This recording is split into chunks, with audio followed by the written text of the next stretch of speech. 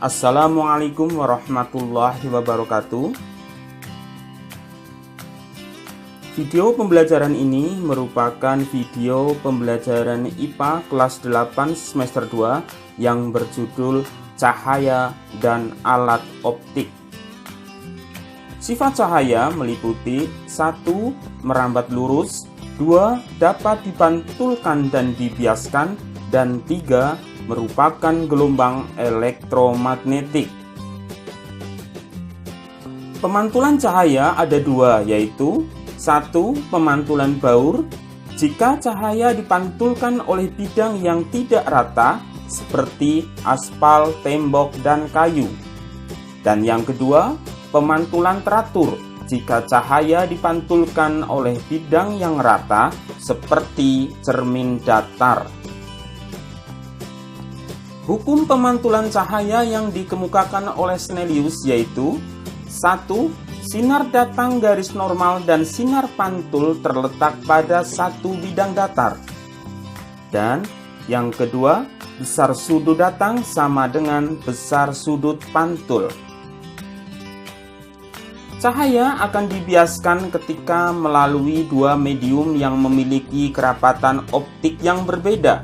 Kecepatan cahaya akan menurun saat dari udara masuk ke air atau medium yang lebih rapat.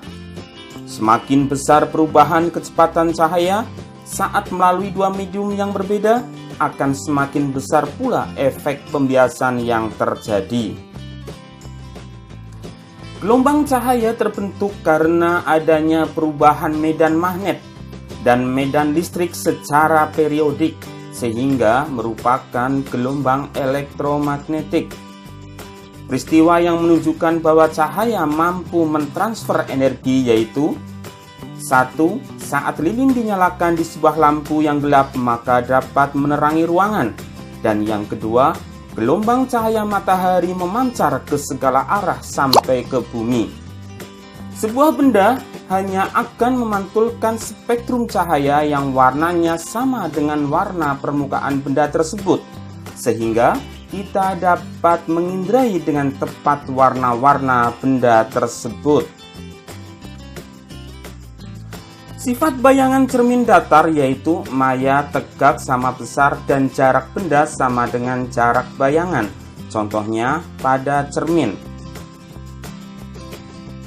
Untuk menentukan sifat bayangan dapat berpedoman bahwa ruang benda ditambah ruang bayangan sama dengan 5. Jika benda terletak di ruang 1, maka bayangan bersifat maya diperbesar tegak dan bayangan terletak di ruang 4. Jika benda terletak di ruang 2, maka bayangan bersifat nyata diperbesar terbalik dan bayangan terletak di ruang 3. Jika benda terletak di ruang 3, maka bayangan bersifat nyata diperkecil, terbalik, dan bayangan terletak di ruang 2. Serta, jika benda terletak pada jarak jauh tak terhingga, maka bayangan jatuh di titik fokus dan bersifat nyata diperkecil dan terbalik. Berikut ini adalah contoh soal penerapannya.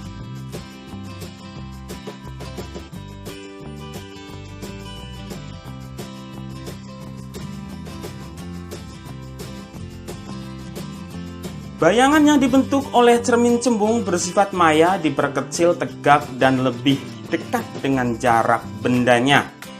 Dapat dihitung dengan rumus 1/F sama dengan 1/S1 plus 1/S0.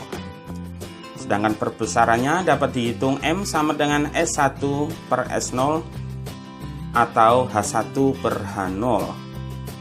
Berikut ini adalah contoh soal penerapan rumus tadi.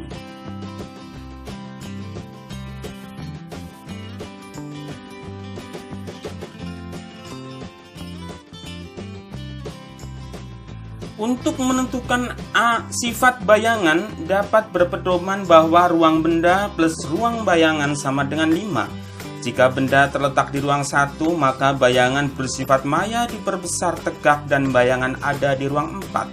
Jika benda terletak di ruang 2, maka bayangan bersifat nyata diperbesar terbalik dan bayangan ada di ruang 3. Jika benda terletak di ruang 3, maka bayangan bersifat nyata diperkecil terbalik dan bayangan ada di ruang 2. Jika benda terletak jarak jauh tak terhingga, maka bayangan bersifat nyata diperkecil dan terbalik. Berikut ini adalah contoh soal dari penerapan tadi.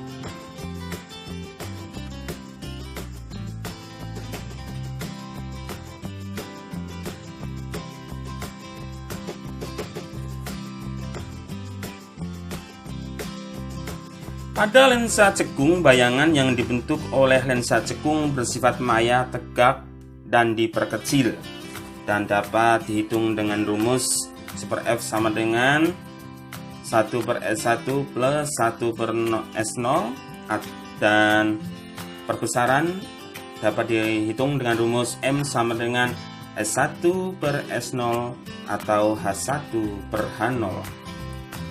Berikut ini adalah contoh dari penerapan rumus tadi.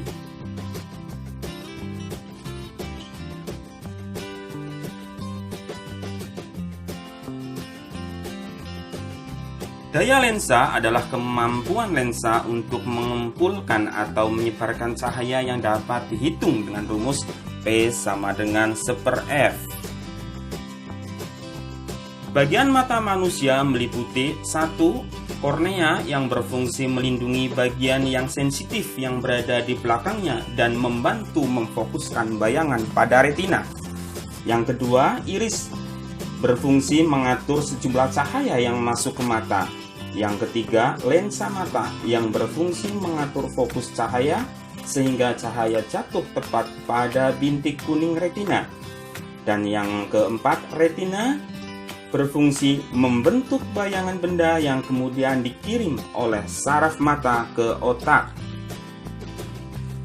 Gangguan pada indera penglihatan meliputi 1. Rabun dekat atau hipermetropi, 2. Rabun jauh atau miopi, 3. Buta warna, 4. Presbiopi atau rabun jauh dan dekat yang dapat ditolong dengan kacamata rangkap, dan yang kelima, astigmatisme yang dapat ditolong dengan kacamata silindris.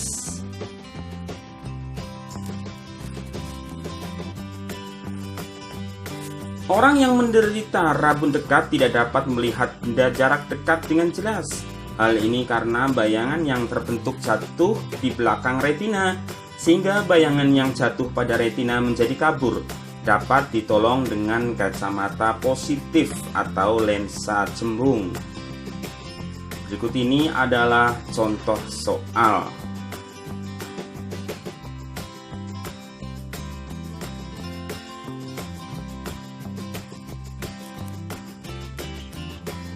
Penderita rabun jauh tidak dapat melihat benda jauh dengan jelas. Hal ini karena bayangan yang terbentuk jauh di depan retina. Penderita rabun jauh dapat ditolong dengan kacamata negatif atau lensa cekung. Berikut ini adalah contoh soal untuk menghitung kekuatan kacamata orang yang menderita rabun jauh. Alat optik dalam kehidupan sehari-hari meliputi kamera, lup, mikroskop, dan teleskop. Terima kasih. Wassalamualaikum warahmatullahi wabarakatuh.